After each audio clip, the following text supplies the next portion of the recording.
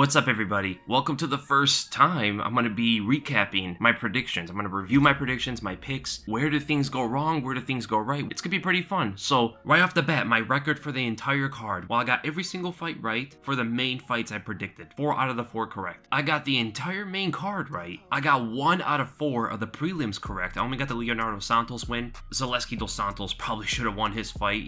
Weird decision there, but he lost the fight. And I got 3 out of the 4 correct on the early prelims. So my total record for the entire card, I got 10 out of 14 fights correct, which is about 71% of the fights correct, which is not that far from my overall prediction rate. Let's start with that Rose Namajunas versus Jessica Andrade fight. It seemed like Rose wanted to repeat what she did in the previous one, and that's what I thought she was going to do. I thought it was going to be, like I said, a rerun with adjustments, and that's what it turned out to be like, but it was a lot harder than anticipated, a lot harder than I thought it was going to be, because I didn't expect Jessica Andrade to come out there with that kind of head movement, and even if she did, even if you told me she would do that, I did not think Rose would have that hard of a time with it. I did not think that she would second guess herself before every exchange, before every action, and that allowed Andrade to attack a little bit more and be more free in the octagon, right? Because before, Rose was just tagging her and was not stopping the output. Here, there was a lot of laps and a lot of free movement for Jessica Andrade. Where I did get it right was the fact that Andrade throws those hooks and Rose is going to connect on the inside, which is exactly what happened in this fight. Happened consistently, even in close range exchanges. Rose was able to get the better of most of them by doing just that. Now, my 70% for Rose Namajunas was not entirely correct. It was a lot closer than that. Jessica Andrade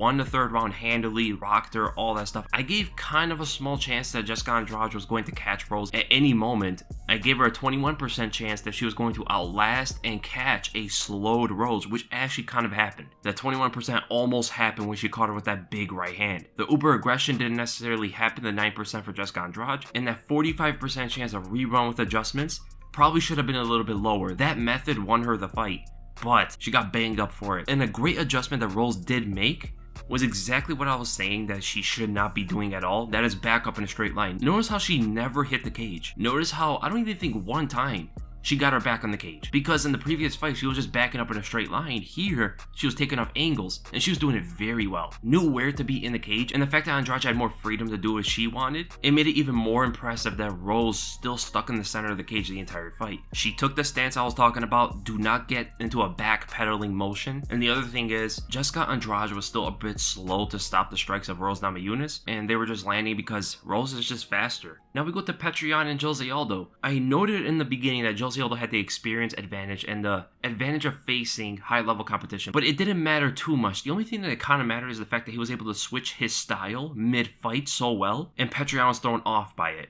Other than that, the cardio wasn't there, the pacing wasn't there. We all know that Jose Aldo is a good 2-round fighter. He won the second round, and the first round was pretty competitive. It was going into his favor when he switched up his style. When he went to the kicks and mixed up his game, like I said he needs to do to win. I mentioned that he cannot win a boxing match at all, and that turned out to be so. Petrian was just getting the better of him. He was way more technical, way more fluid with his hands, and defensively, their skills were not even close. So he had to mix up with kicks, and once he went to that, he was starting to win the fight. But I did mention that Petrian just systematically gets better as the fight goes on, and that proved to be the case, but it also combined with the fact that Jose Aldo was slowing down, right? Petrian is very good at downloading data, and he didn't download the data as efficiently as I thought he would in the first place, because he didn't address the kicks that well.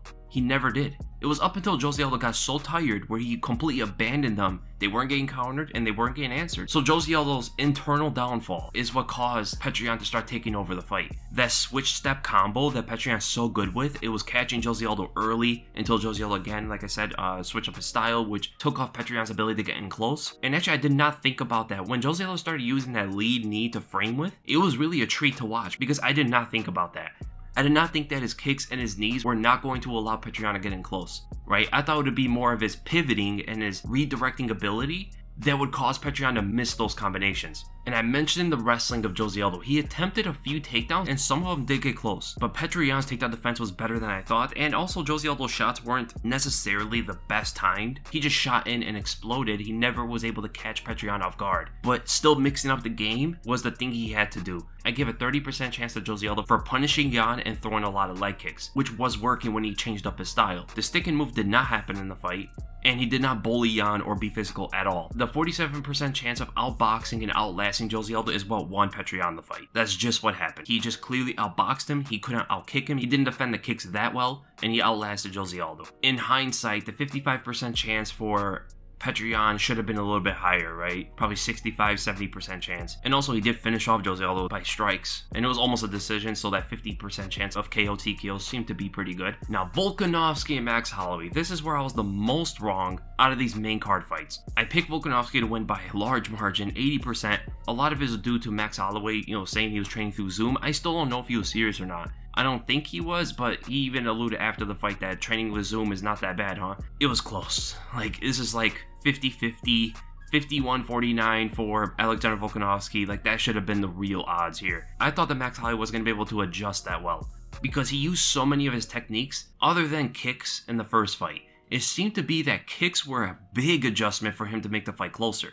I mean, using his reach, throwing a lot of power kicks, head kick Alexander Volkanovski early in the fight. I gave the highest percent chance of Max Holloway winning the fight was using his kicks and mixing it up with boxing. But the percentage should have been much higher. That should have been up to like 40-something%. Grappling and submissions for Max Holloway didn't really happen, and Volkanovski was trying to do a rerun with adjustments. That's exactly what he tried to do. He didn't brawl it out with Max Holloway that much up until like the 4th and 5th rounds. He tried a little bit more of that. He was charging Holloway a little bit more. Takedowns and control did not work for him at all. And in fact, it got him kneed and stuff, so the 3% chance may be right or not. Just that 65% chance of rerun with adjustments should have been much lower, like almost equal with the method of heavy kicks with boxing for Max Holloway. I was very impressed with Holloway's power as well. I did not expect that at all. I did not expect him to hurt Volkanovski the way he did, and I did not expect him to counter so effectively backwards. The 60% chance for a decision for Alexander Volkanovski seemed to be pretty good. The 40-40 decision KO ratio for Max Holloway, probably good as well, knowing how the fight went. At the moment, I just can't remember why I gave him such a high chance to win by TKO.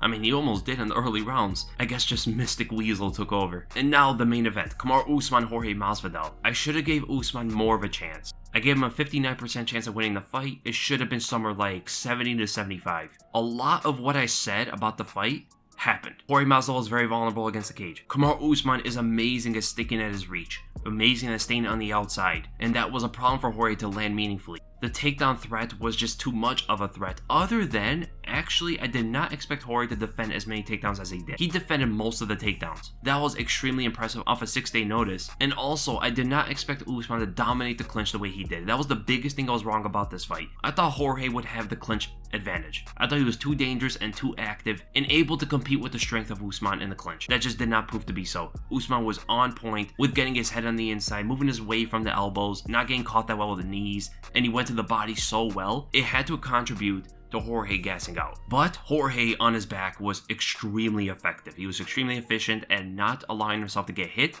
which I thought was going to be the case in the fight. The killer instinct from Jorge did not take that much of a factor, didn't really hurt Kamaru at any moment of the fight, could not find his shots like I thought he might be able to, and that is also credit to Usman's defense. And actually where I was big time wrong in this one, I said exactly in the prediction video, if Usman starts reaching for the takedowns, he was gonna get caught. That just was not true. Like, he did reach for takedowns like I thought he would, but Jorge did not catch him. Jorge was too much on the defense. And that is also credit to Usman for the amount of feints he threw at Masvidal. It kept Masvidal on the defense. So that was a big shocker for me. We might have just overestimated Jorge's ability to dish out damage. I also did mention that Jorge would probably gas out in the fight, which seemed to be so. He didn't gas out completely, but he was fatiguing pretty bad. His punch was getting a lot slower, and that's what I expected coming off a 6-day notice fighting a guy like Kamaru Usman. Like I elaborated, to fight Usman, you have to be 5-round ready. This is one of the last guys you ever want to take on 6-day notice. His pace and his cardio, his strength, everything he does is just so exhausting, and that seemed to be the case. I did mention that I thought Jorge would start losing the clinch because of his fatigue, but it was also early in the fight. Jorge couldn't really do much in the clinch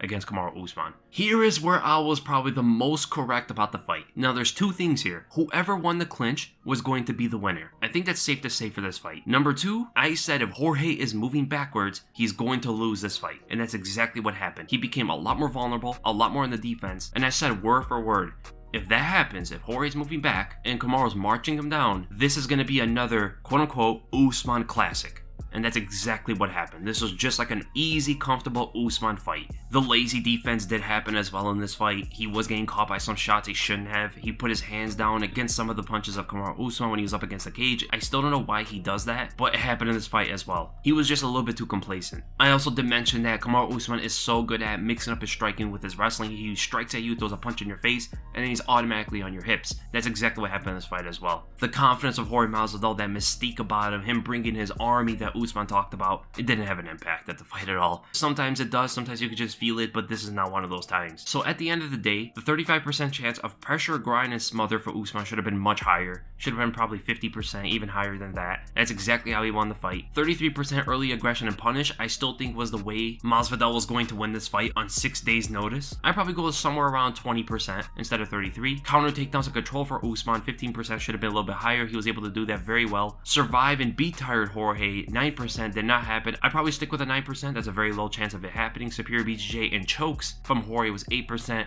I'd probably stick with that as well. That's my recap, guys. I know a lot of people were requesting this for multiple prediction videos in the past, so I did it, and I wonder what you guys think about it. Do you guys want me to do this every time after I make a prediction for a card? It's actually pretty fun to look back at what I said and see if it actually happened. I would say that a lot of what I said happened. All my predictions for the fights were right, just in general, but there were a lot of details that I did miss, especially that co-main event, and it's always a great thing to learn from these, and that's what I'm really thankful for. So I hope you guys enjoyed the video, and if you did, make sure to like, make sure to subscribe if you enjoy the content. A lot of people are asking for my podcast. I did not know that there's a card on Wednesday, so I'm gonna get it out probably Thursday-ish, hopefully. It's such a busy week for fights, and again, a podcast takes days to complete, so I want to get it out by Thursday, maybe later than that. I'm not gonna be dead set on Thursday, but that's the targeted date I'm looking for. I actually bought a bunch of equipment that I'm gonna start doing live podcasts because it makes my job so much easier, and the podcasts are gonna be able to come out a lot more frequently because I cannot do a live podcast with the equipment that I have. I got a big upgrade, and I'm gonna start doing that where I can just put up podcasts every single week where it doesn't take me days to make. And there's not gonna be a prediction for the Wednesday card. There's not enough time for me to make it, but I will make a breakdown after the fights. And my merch is coming out really soon. It's about to be out in the next probably few days. I'll keep you guys updated on that, and I'll see you guys in the next video.